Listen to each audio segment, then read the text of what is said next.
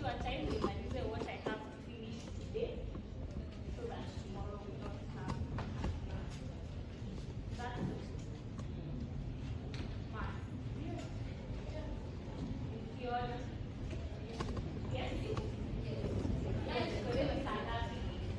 Yes. Yes.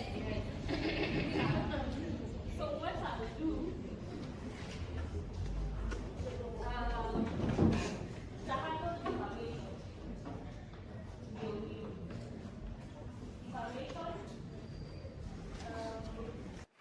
okay. We have a special guest today, the boss of us all, and I'd like to come up already, but they are having really a project ought to have been here, but he's here to address and then tell us what he has for us to do. Tumpatie ile makofi ya kumkaribisha.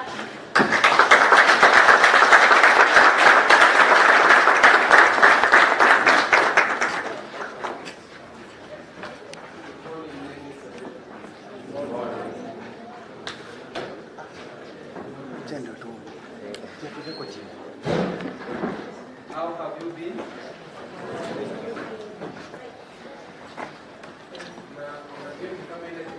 Pressure increases. How have you been?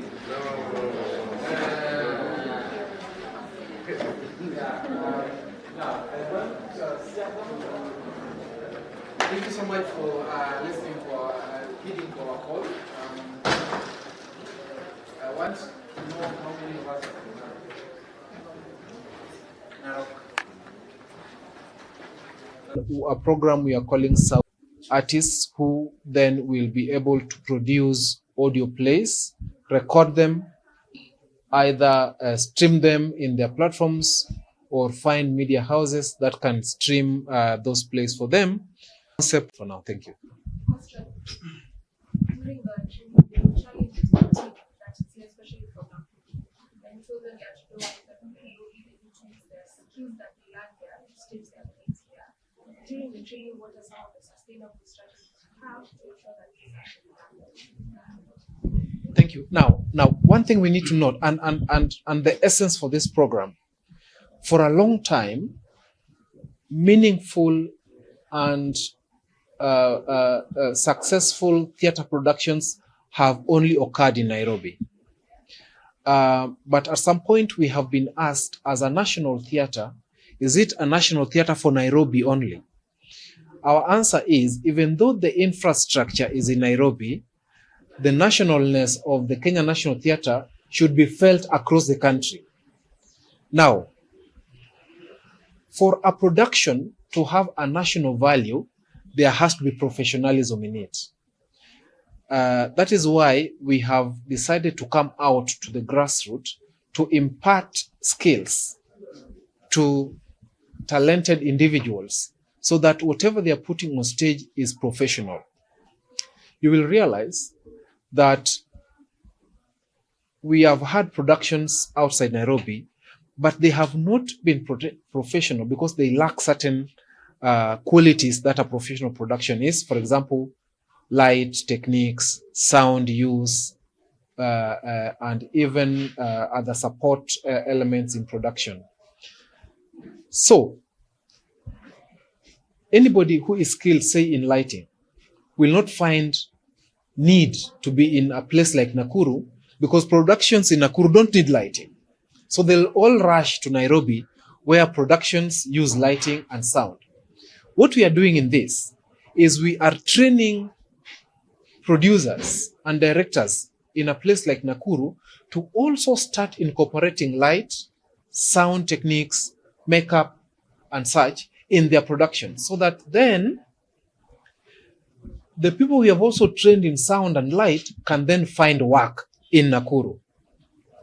And that is what I mean by, we don't need the people we have trained for lighting to come to Nairobi. They should find work here.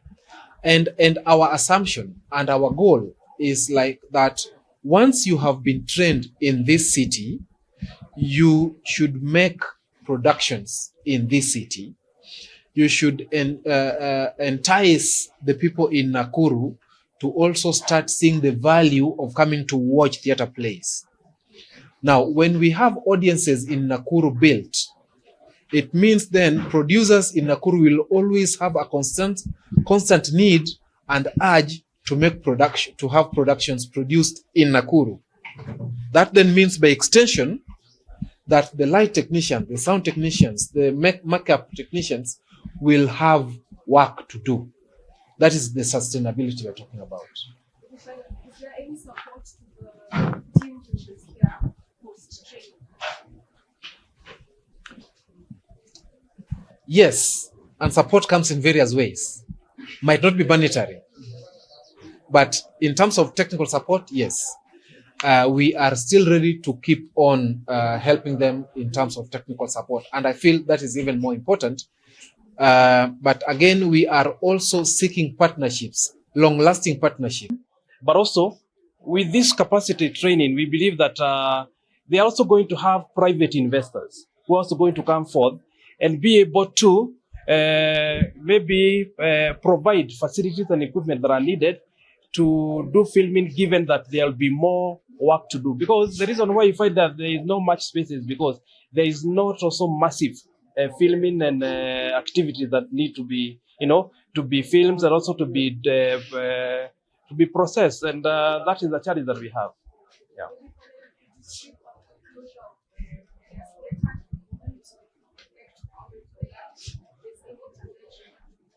Unfortunately, the place data is, how do I call it? It's a membership club. So the county government or maybe the city might not directly interfere, but also we are in talk with the leadership to ensure that, given it also affects the economy and the youth of the city, we are also in talk with them so that they can also reopen so that our creatives can have spaces to practice, but also. Let me also register that we are also looking into way on how we are going to help our creative through our government or public spaces, so that even if one theater is closed, it is not closed entirely, because the beneficiaries are the ones who are suffering. But also, it's our appeal to the management that they ensure that they reopen as soon as possible, so that our creative can have an opportunity for them to practice. Yes, there's a hope. In fact, the governor has really expressed herself into that, and other reason why we are partnering with the other national agencies, so that we can be able to get that space. We want to construct a modern state-of-art theater that can also be beneficial to our creatives. Hello, good afternoon. My name is Amina Hussein. I am a trainer. I come from the CTF. So CTF, basically, as our CEO has said, it's a capacity building program that helps theater artists across all entire Nairobi, or all entire, Kenya, to be able to be equipped with theater activities, theater when it comes to theater acting, and also all the programs when it comes to art activities. So basically, our work is to nurture and make sure that we leave trainees on the ground while they are equipped with all these. Yes, so it has been an amazing journey for the past 3 to 4 days. We've been talking to our trainees, training them on all areas, including production design, marketing, acting, directing, you name it. So basically, our main focus is to make sure that we are not remaining with the knowledge that we have in Nairobi. Ibaki tu huko. No, we are making sure that across Kenya, in all counties, we can be able to be having producers, theater productions with good quality production. That is, yes. My name is Awino Sheila. I am the group leader for Playmakers, and this is our 5th day for CTF. I'm in a production design class, learning from Nancy and Brian Irungu. And Nancy is one of the nominees of the Oscars Award. And also Brian Irungu is the owner of Palettes Kenya, and the one taking us through the set design, makeup, production, and also hair design. Yeah. So the training has been awesome. For the past 5 days, we've been learning and also using it for our production, which we are supposed to perform on Saturday, our play. And yeah, we are using whatever we've been learned just to add on to our production to showcase on Saturday. And welcome to our play, which will be on Saturday, starting on 4 p.m. to 6 p.m. in the evening. And the theme is a decade of connecting cultures. So we are doing the tales. We are doing the tales, a play about different communities in Kenya. And all of you are so welcome to come and watch the play. Yeah. And then we're going to have performances for 3 days, which is starting on Friday, Saturday, and Sunday. So this is our 5th day for CTF. Sorry? The venue of the play is here at Nakuru Old Town Hall. Yeah. Yes. We are basically using the sustainable materials from here, taught by, as we've been having the class with Nancy. So according to our theme, like also the play we are basically doing a historical cultural play. So yeah, so I won't mention the tribes we are using, but again, we are just using the materials because I'm a fashion designer. So we are just designing the clothes for ourselves, managed by the production we have, that is Playmakers Production. So do you say pictures? Yes, because I'm a set designer, and that's what I do for a living in makeup. So yeah, and I've also done several projects by Geoth, sponsored by Geoth and Afasi.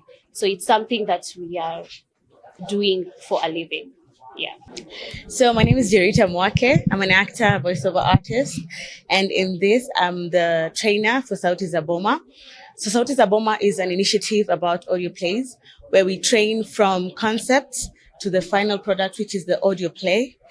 So audio plays, mainly Sauti za Boma is about telling African stories through the African lens, how artists and all of us can tell stories African and radio, mainly radio dramas. But now audio plays is just a play in audio format using different sounds, different music, and voice acting to bring out the story to life through audio.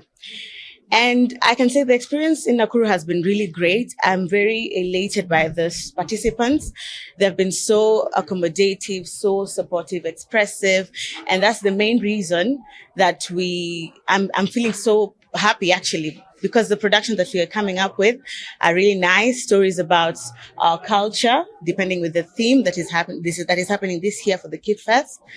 And the stories that we're coming up with are cultural and they're so personal, which is such an amazing thing for the participants and for all of us, because we get to express our culture through our stories. Yes. Mm-hmm.